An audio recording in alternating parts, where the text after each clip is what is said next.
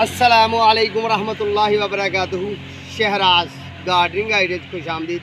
Welcome करने जनाब तुम अपनी गार्डनिंग अपने काम की उम्मीद कर रहे हैं सारे दोस्त ठीक ठाक होंगे, सारे राजी खुशी होंगे। लो सजनों, दोस्तों, बेलियो, माओ, भैनों तो बजुर्गों तो बच्चों, असी फिर अपनी गार्डनिंग के जिस तरह कि असी गल ये करनी है कि अजकल देसी थोम छोटे पैमाने से घरेलू पैमाने से असी देसी थोम लाने तो वह सीजन है, बिल्कुल वह टाइम है। गर्मी भी नहीं लाई दा, जिन्होंने लोगों ने गर्मी लाया उन्होंने नतीजा वेख लिया, तो बहुत ही सर्दी भी नहीं लाना। यानी कि बेस्ट तरीन टाइम, अच्छा तरीन टाइम ये है 30 सेंटीग्रेड 28 सेंटीग्रेड तक, 35 तो लैके 28 25 तक, 25 तो ठा नहीं लाना। क्यों गर्मी है तो गर्मी के फिर सर्दी आ जाएगी, गर्मी वालों सर्दी में जा रहे हैं, सर्दी जमा तो हो जाएगा पर थले फैलाव नहीं होएगा, तो ज़मीन सिली होएगी बहुत ही, तो खुश्क नहीं होएगी, तो जर नहीं मारेगा। ठीक है जी। ए माशाल्लाह अल्हम्दुलिल्लाह से थोम लाया देसी लसन, देसी थोम देखो हाँ, ये लाइना साडा कैमरामैन अच्छे अंदाज में विखाएगा। दोस्तों ये पौधे का दरम्यानी वक्फा एक सीड का एक बी का 2 इंची होना चाहिए, तो 2.5 इंची लाइन का वक्फा होना चाहिए। यह वेखो असी ला लिया माशाल्लाह अल्हम्दुलिल्लाह, तो सारा ही निकल आया। इस मौसम इनू लाने का बेहतरीन तरीका यह है कि तुसी जगह नू अच्छे तरीके बना लो, तो जे तुसी पानी है खाद DAP 1 मरले की 1 किलो पानी है, तो अच्छे तरीके गोड़ के मिक्स कर लेना अपने थोम नू, अच्छे तरीके गोड़ के ते मिक्स कर लेना। ठीक है जी।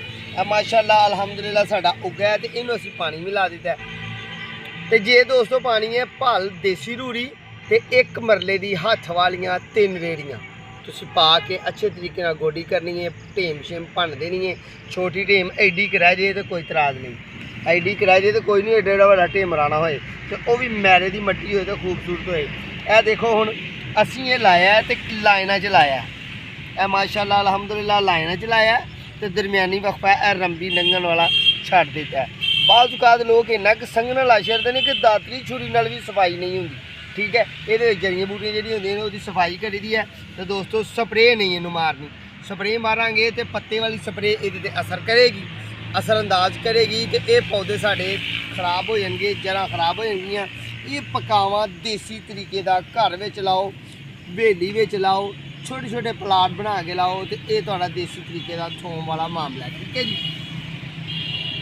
ये पकने जाके साडा थोम देसी लसन जाके ये पकना दोस्तों 5वें महीने, चौथे के आखिर ते 5वें महीने की इब्तदा पकना है।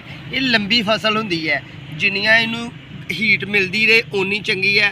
यानी कि मौसम भी ये वास्ते सर्द चाहिए तो हीट भी इनू चाहिए है। मसलन कि क्या पानी के उत्ते फिर पानी नहीं दे देना, हाँ इस थोम के उत्ते पानी के उत्ते फिर दरम करता पानी नहीं देना, इनू हुण खुश्क होने देना, तो फिर इनू हल्की हल्की ही करांगे गोडी। खुश्क होने तो बाद इनू हल्की हल्की असी करांगे गोडी, रंबी नाल दातरी नाल हल्की हल्की करांगे गोडी, क्योंकि जड़ तो लगी है तो छोटा छोटा अंगूर थले वजया है जड़ में। ठीक है जी। फिर जो ये पौधे एडे एडे हो जाएंगे ना, एडे एडे वो इनू फिर डबल गोडी करांगे, खुश्की फिर गोडी करांगे। अज ही सारी वीडियो अपलोड करांगे, फिर तुहानूं वीडियो विखावांगे बनया होया थोम जे अल्लाह ने साडा बनाया, तो इंशाअल्लाह मामला तो अल्लाह नाल ने ना। असी तो एक जिमीदार, असी तो अपना काम करने, तो अपनी गार्डनिंग तो अल्हम्दुलिल्लाह अपने काम ते मारो जी वीडियो, पौधों वाल भी मारो कैमरा। ए पिछे माशाल्लाह साढ़े कोल तूत के प्लांट लगे हुए हैं अपने काम दे, इधर भी मार दो जी। यानी कि असी किसी के ये काम नहीं विखा रहे, कि यह ना कह दो कि अज तो जनाब इन्होंने काम तो होर किसी का भी विखा दिता, नहीं असी अपना काम विखाया। तो ये आप ही थोम लाया, आप ही लसन लाया, आप ही बीज लाए ने, तो अपने तजर्बे मुशाहदे च नहीं केड़ी गल की है। सीड जो तुसा लाना है, थोम का बीज जो लाना है, वह 2 इंच का दरम्यानी वक्फा होना जरूरी है। लाइन का 2.5 to 3 इंच वक्फा होना जरूरी है। बीज थोड़ा मोटा होना जरूरी है। तो जो देसी बीज है वही पहचान, देसी लसन की पहचान है, वो लाल रंग का उत्तों होएगा, तो बहुता एडा मोटा गंढा नहीं होएगा, दरम्याना जहा गंढा होएगा। ठीक है जी। ये देसी थोम की अं गल कर रहे हैं। जो G1 K1 PT KV है वह नहीं, देसी पुराना जरा अच्छा थोम होंगे। ठीक है जी।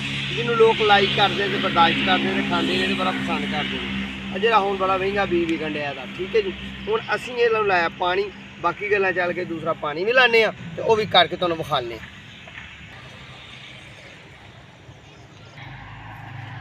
लो जी अज असीं लाया अपने लूसन नूं पानी, शटाले नूं पानी, जिहड़ा उदन तुहानूं वीडियो विखाई सी। साडा कैमरामैन साडे नाल ना ला जे ते इह भी असीं फोम लाया, ठीक है जी।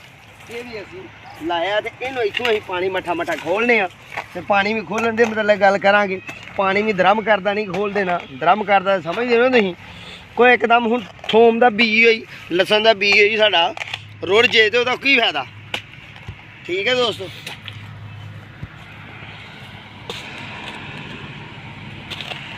ਇਹ साढ़े सीड लगे हुए, साड़ा कैमरामैन अच्छे अंदाज में विखाने की कोशिश करेगा।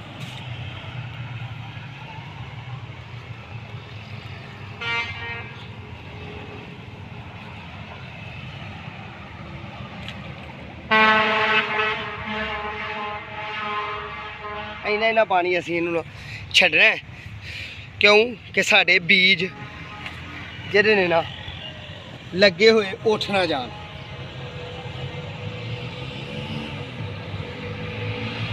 कुछ हूँ असीं अगे पानी ला दिता माशाल्लाह, वो भी साड़ी क्यारियां लगियां हुई ने। कुछ उथों असीं उठ के आए 8-7 क्यारियां उधर लाइया ने। इधर भी माशाल्लाह अल्हम्दुलिल्लाह 1 2 3 4 5 6 7 8 9 क्यारियां इत्थे लगी ने। ते क्यारियां भी छोटियां छोटियां बना के लाई दियां ने। इहदी सफाई करनी हुंदी है, इहनूं पानी देना हुंदा थोड़ा, तो सर्दियों च बहुता पानी दे दईए ना तो मर भी जाता है।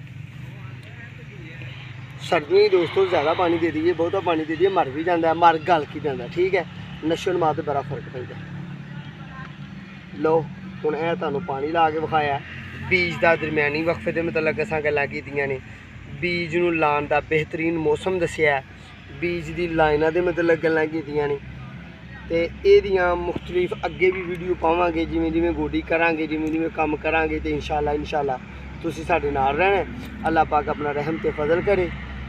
तो अगली वीडियो साडे दा इंतज़ार करियो, किचन गार्डनिंग ते एग्रीकल्चर ते पोट प्लांट ते फ्लावर प्लांट ते कोई अच्छे जी फिर वीडियो तुहानूं देवांगे इंशाअल्लाह। अल्लाह पाक तुहानूं अपने हिफ्ज़ ईमान च रखे, साडे हक अंदर दुआ करते रहना। अल्लाह पाक सानूं भी अपने हिफ्ज़ ईमान च रखे। अगली मुलाकात का इंतज़ार करियो, इंशाअल्लाह दोबारा मुलाकात होएगी। उन्नी देर तक दो अपनी मेज़बानों इजाज़त। अल्लाह हाफ़िज़।